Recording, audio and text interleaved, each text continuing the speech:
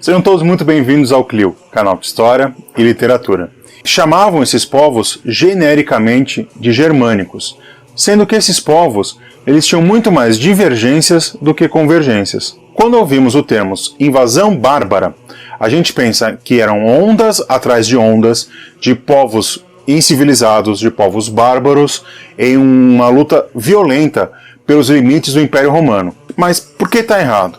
Bom, primeiro, é que na época das invasões bárbaras, a maioria desses povos que viviam nas bordas do Império Romano já haviam se romanizado e até viviam como povos federados do Império.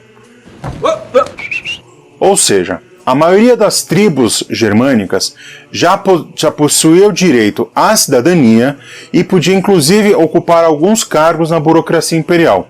Basicamente todos, com exceção daqueles que exigiam origem patrícia. Dessa forma, a entrada para o interior do Império dos povos germânicos, tanto nos campos culturais, políticos e territoriais, se deu de uma forma muito mais pacífica, colaborativa e orgânica. Muito diferentemente, daquilo que nos faz querer acreditar os livros didáticos e os produtos culturais que tratam sobre o tema. Isso além da ocupação pelos germânicos de territórios abandonados pelos romanos por conta da dificuldade que os romanos tinham de administrar um império tão grande como era o Império do Ocidente na época das invasões.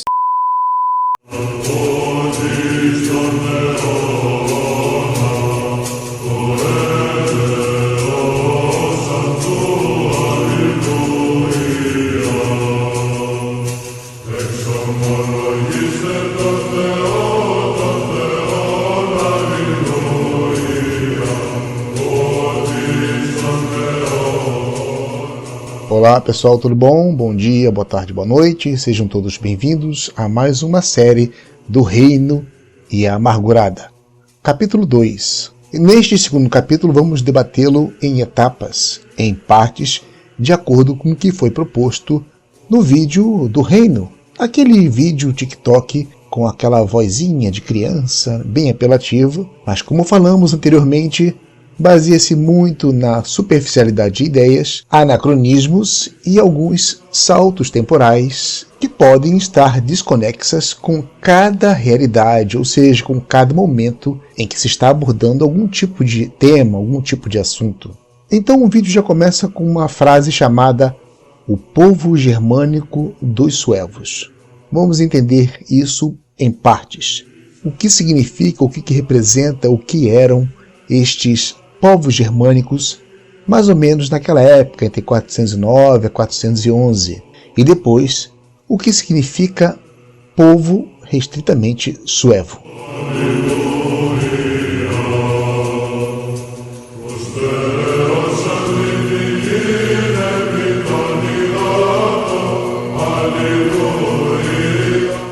Esses povos germânicos eram um grupo de povos que habitavam aquela parte da Europa Central e Setentrional, principalmente em regiões que foram denominadas como Germânia, e que hoje corresponderia a países como Alemanha, Áustria, Suíça, Dinamarca, Noruega, Suécia e por aí vai. Mas a gente está falando de um período, de um momento específico. Então, quem seriam esses povos germânicos nesse momento?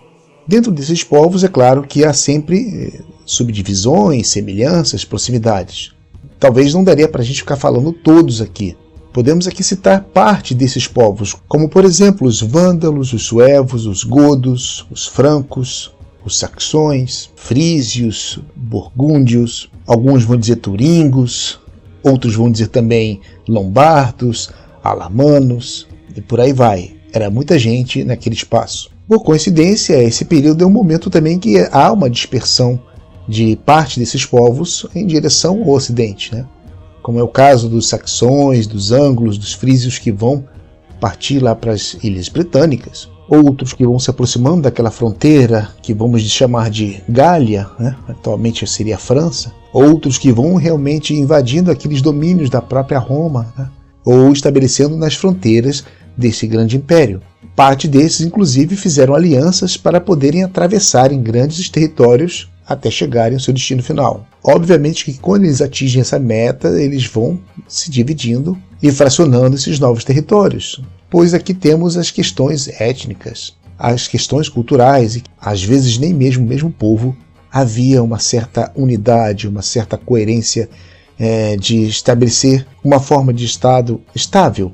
Mas vamos focar nesse povo, dito no vídeo como povo germânico suevo, que por certo eles vão encontrar um abrigo seguro naquilo que conhecíamos como Galécia.